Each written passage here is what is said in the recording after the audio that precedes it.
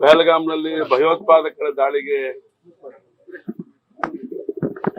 ಬಲಿಯಾದಂತಹ ಮಂಜುನಾಥ್ ಅವ್ರ ಮನೆಗೆ ಇವತ್ತು ಬಂದಿದ್ದೇವೆ.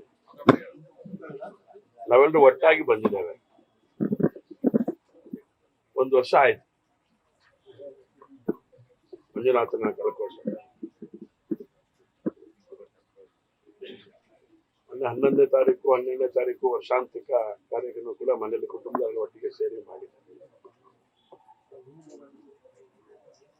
ದಾಳಿ ನಡೆದು 1 ವರ್ಷ ಆದಂತ ಹಿನ್ನೆಲೆಯಲ್ಲಿ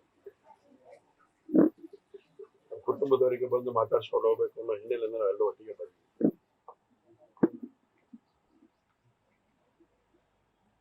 ಕುಟುಂಬಕ್ಕಾದಂತ ಅನ್ಯಾಯ ಒಂದು ಭಾಗ ಆದ್ರೆ ಮಂಜುನಾಥನ ಬಲಿದಾನದ ಪರಿಣಾಮ ಈ ದೇಶಕ್ಕೆ ನ್ಯಾಯ ಸಿಕ್ಕಿದೆ. ಭಯೋತ್ಪಾದಕರ ಹುಟ್ಟನ್ನು ಅಡಗಿಸುವಂತ ಕೆಲಸವನ್ನ ಸಿಂಧೂರದ ಮೂಲಕ ನಾವು ಮಾಡಿರುವಂತದ್ದು ನೆನಪಾಗುತ್ತೆ. ಹೆಣ್ಣು ಮಕ್ಕಳು ಅದರ ನೇತೃತ್ವ ವಹಿಸಿದ್ದು ನಮ್ಮ ದೊಡ್ಡ ಹೆಮ್ಮೆಯ ಸಂಗತಿ. ಯಾಕೆಂದ್ರೆ ಯಾವ ಹೆಣ್ಣು ಮಕ್ಕಳ ಸಿಂಧೂರವನ್ನ ಅಳಿಸಿದ್ರು ಭಯೋತ್ಪಾದಕರು, ಸಿಂಧೂರ ಇಟ್ಕೊಂಡಂತಹ ಮಹಿಳೆಯರನ್ನ ಅವರ ನೇತೃತ್ವದಲ್ಲಿ ಅವರೆಲ್ಲ ಬಗ್ಗಬಡಿದಿರುವಂತದ್ದು ಈ ದೇಶದ ಇತಿಹಾಸ ಇದೆ.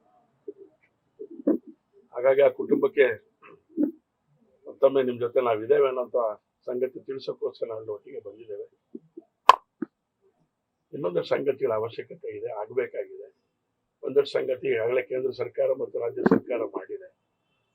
ಇನ್ನೊಂದಷ್ಟು ಅಪೇಕ್ಷೆಗಳು ನಮ್ದು ಇದೆ, ಕುಟುಂಬದವ್ರದ್ದು ಕೂಡ ಇದೆ. ಹಾಗಾಗಿ ನಾವು ಒಟ್ಟಾರೆ ಈ ಕುಟುಂಬದ ಜೊತೆ ನಿಲ್ಲಬೇಕು. ನಮ್ಮ ರಾಜ್ಯದಲ್ಲಿ 3 ಜನ ಇದಕ್ಕೆ ಸಂಬಂಧಪಟ್ಟಂತ ದಾಳಿಲಿ ಬಲಿಯಾಗಿರುವಂಥದ್ದು. ಬಲಿದಾನದ ಮೂಲಕ ಈ ದೇಶವನ್ನ ಸಂರಕ್ಷಣೆ ಮಾಡಿರುವಂತ ಸಂಗತಿ ನಮಗೆ ನೆನಪಾಗಿ ಹೆಮ್ಮೆ ಆಗತ್ತೆ.